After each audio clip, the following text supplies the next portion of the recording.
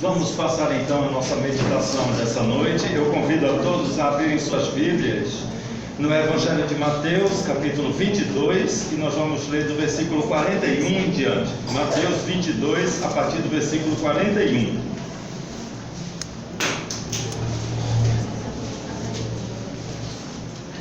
Mateus 22, de 41 até o 46. Fiquemos todos de pé em reverência à palavra de Deus, que eu vou ler na minha Bíblia, na minha versão, e os irmãos e irmãs me acompanham uma leitura silenciosa.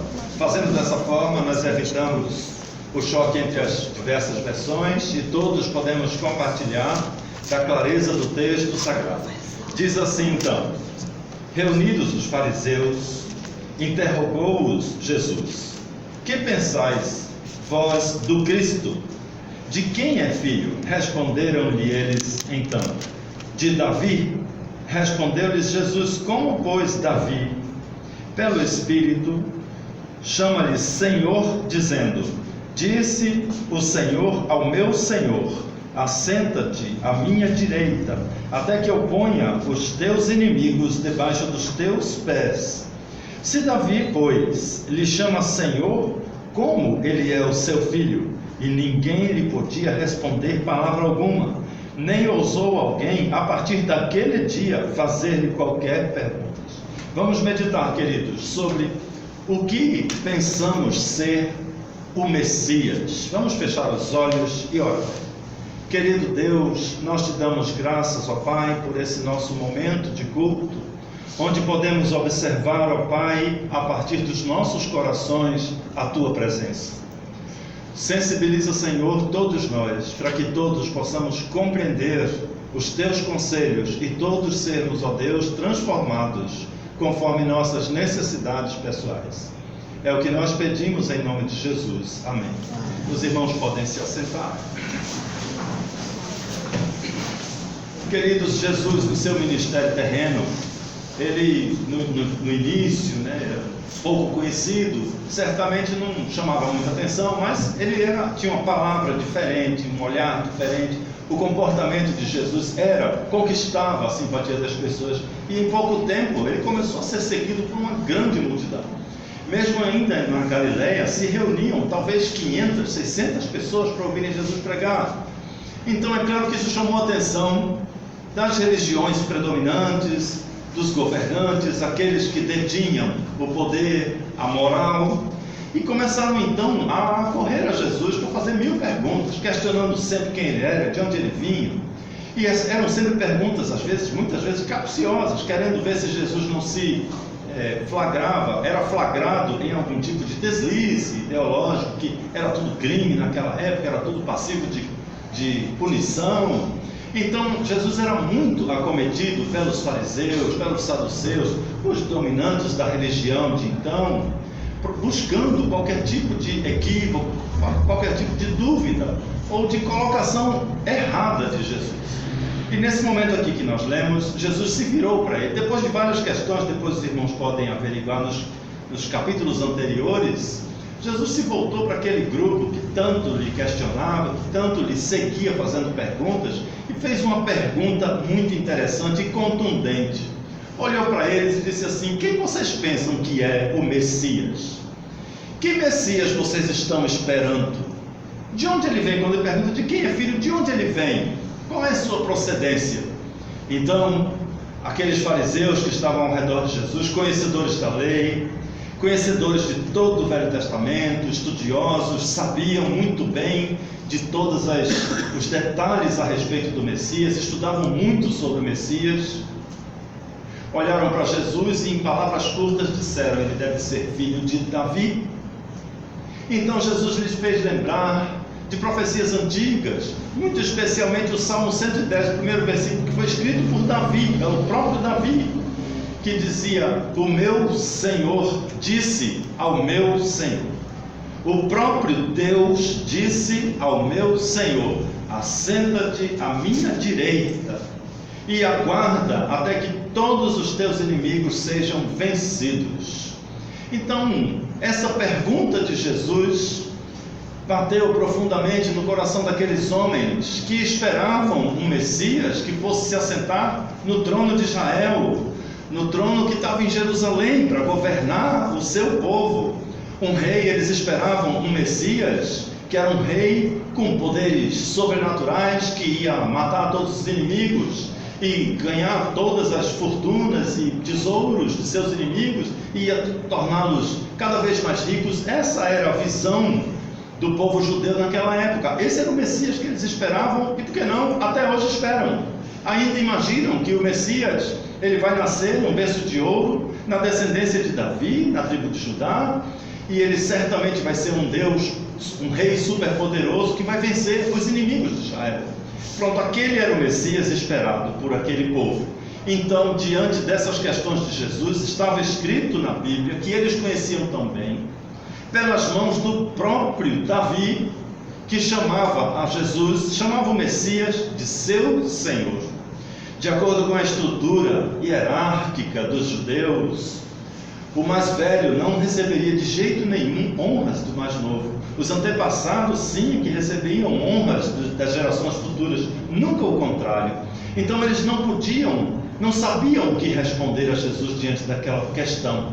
Como seria possível o rei Davi reverenciar o Messias, se o Messias seria então seu descendente?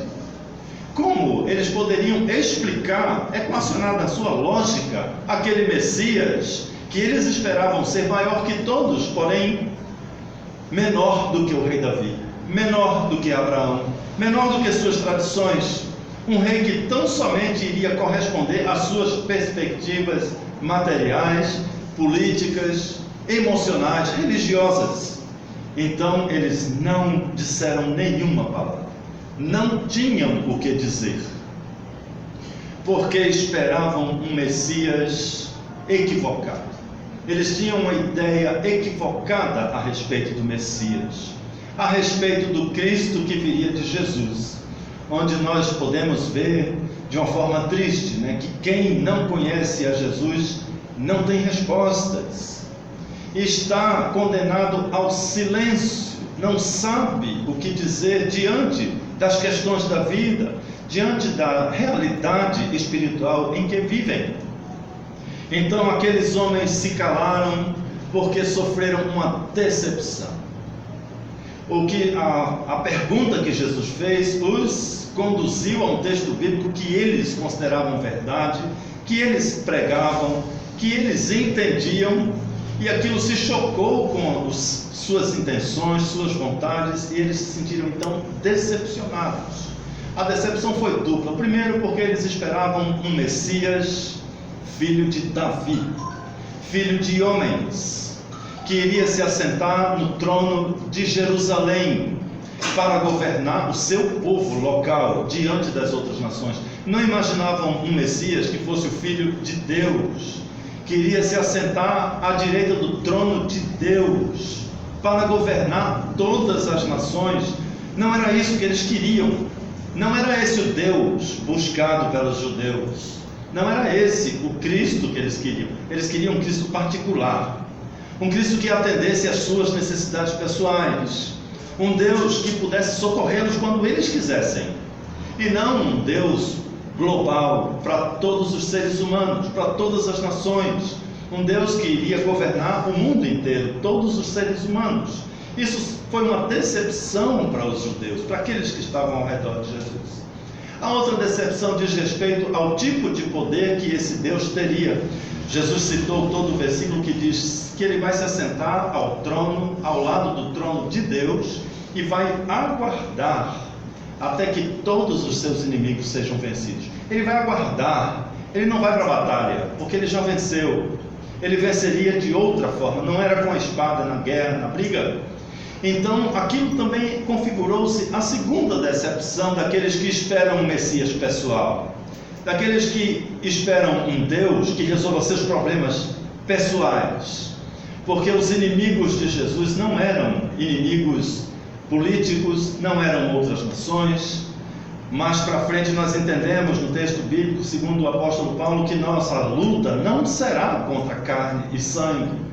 A luta de Jesus também não era contra carne e sangue, não era contra seres humanos, contra países.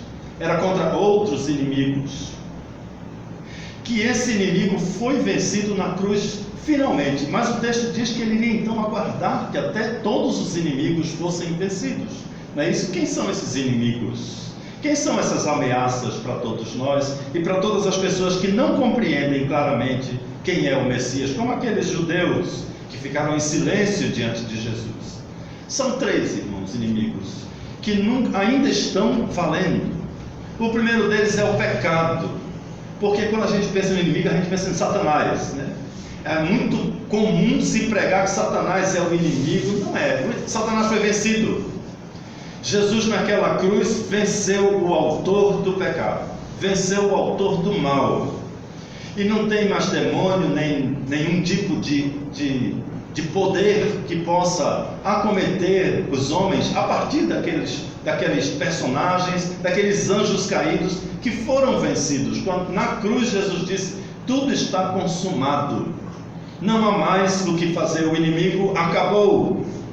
E ao sair do túmulo, ressurrecto, ele disse: todo o poder me foi dado. Não tem mais nenhum poder com Satanás, nem com demônios, nem com ninguém. Todo o poder pertence a Jesus, que é o Rei. Então, quem são esses inimigos? São os efeitos que aqueles vencidos deixaram entre nós, que é hoje o nosso inimigo. São os nossos inimigos. São 3, eu dizia. O primeiro deles é o pecado. O pecado é o inimigo que nos afasta de Deus, que faz com que nós não tenhamos comunhão com Deus. O pecado é o que faz com que nós não oremos a Deus. Oramos e não somos ouvidos quando estamos em pecado. O pecado criou uma separação entre Deus e os homens.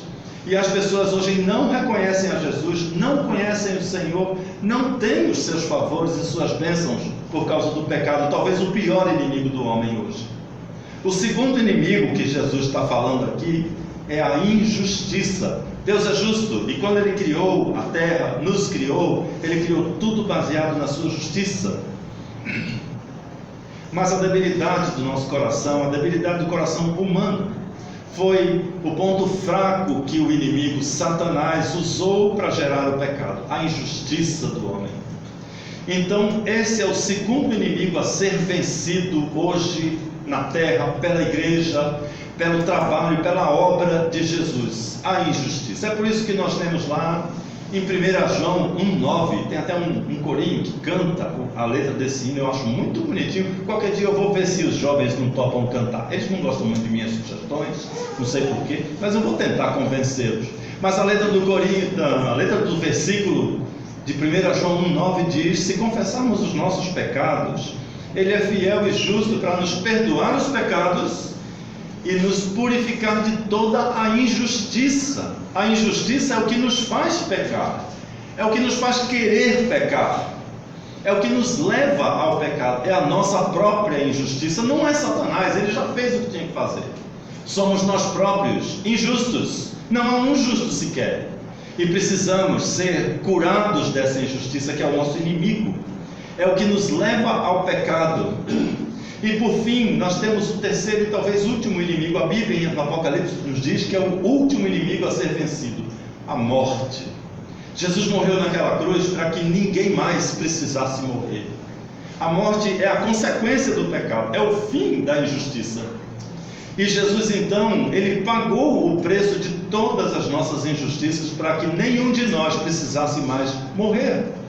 E nós só vamos ver isso concretizado, realizado, finalizado na nova terra, no novo céu, onde nós estaremos junto com Jesus, onde não existirá mais a morte, ela será completamente vencida.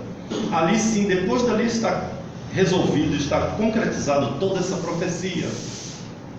Todos os inimigos estarão vencidos por Jesus. E Jesus não está lá na batalha, Ele está sentado à direita do trono de Deus hoje, aguardando que essas coisas se concretizem. E essa pergunta que Ele fez àqueles judeus que ficaram calados diante dessa realidade espiritual, essa pergunta reverbera ao longo de todos esses séculos até hoje: quem é o Messias para você? E a nossa resposta qual é? Se nós entendemos que o Messias é esse Deus que nos serve, é um Deus que faz o que nós queremos, o que nós planejamos, um Deus que está pronto a atender os anseios materiais dos povos, das igrejas, das seitas, a nossa resposta vai ser como daqueles homens, uma resposta em silêncio. Não tem resposta, não há o que dizer, porque isso não condiz com a mensagem bíblica. Mas se nós entendermos que Jesus é o Messias, o Filho do Deus vivo, como a resposta que o apóstolo Pedro deu para Jesus quando ele perguntou: e vocês, crentes, vocês que estão na igreja ao lado de Jesus, quem pensam ser o Filho de Deus? Quem pensam ser Jesus o Cristo? Então todos ficaram em silêncio e o apóstolo Pedro, então mais corajoso, ousado, olhou para Jesus e disse: eu sei quem o Senhor é. O Senhor é o Filho do Deus vivo.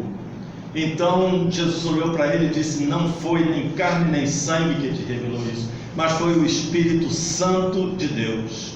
E hoje, irmãos, nós temos a mesma pergunta, a mesma realidade. Somente o Espírito Santo do Senhor é que sensibiliza o seu e o meu coração e nos faz entender quem é Jesus verdadeiramente. E quando nós entendemos quem é Ele, que Ele é o Filho de Deus, é o próprio Deus, hoje nós temos uma resposta a dar aqui depois dessa pergunta. E a resposta é: Ele é o meu Senhor. Diferente da resposta daqueles que não sabem o que dizer.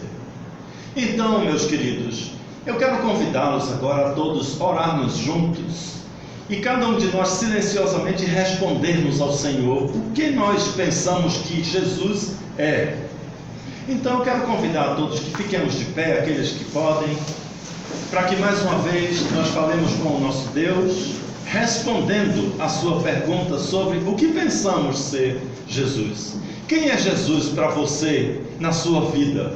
Você não vai precisar falar alto, não vai precisar levantar sua mão, você só precisa falar com Deus, que ouve a sua oração silenciosa. E o Senhor então é que vai ouvir a sua resposta e vai abençoar a sua vida a partir das suas decisões pessoais. Fechemos nossos olhos, vamos falar com Deus. Querido Deus, nós compreendemos, ó Pai, que a Tua Palavra, ela sempre vai nos exortar a tomarmos decisões. Sempre vai, Senhor, nos persuadir a raciocinarmos a respeito da Tua Palavra. E nesse momento, ó Deus, muitos de nós, porventura, neste momento, pode estar respondendo ao Senhor que crê que Jesus é o mesmo, o Filho de Deus e o seu Salvador. Então, ó Deus, recebe a resposta de cada um desses Teus novos filhos, que confessam Jesus como seu Senhor, e trabalhe, ó Deus, as suas vidas para que a partir deste momento, a partir deste dia, ele possa perceber a ação do Teu Santo Espírito em todos os seus momentos. Também, ó Deus, juntos como igreja queremos agradecer porque muitos de nós teve essa mesma experiência em algum momento da nossa história, em nosso passado.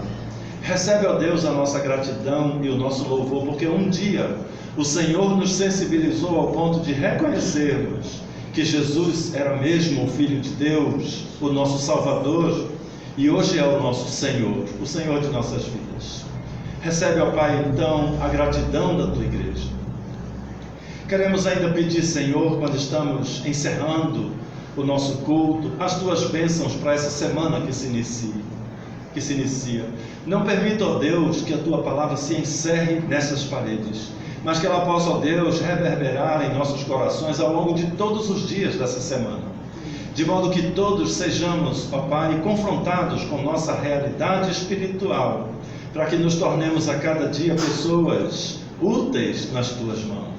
Abençoa, Senhor, cada família que está representada aqui esta noite, e nos dá, ó Deus, ao longo desses dias, muitas oportunidades de demonstrarmos ao mundo que somos felizes, porque o Senhor transformou nossas vidas.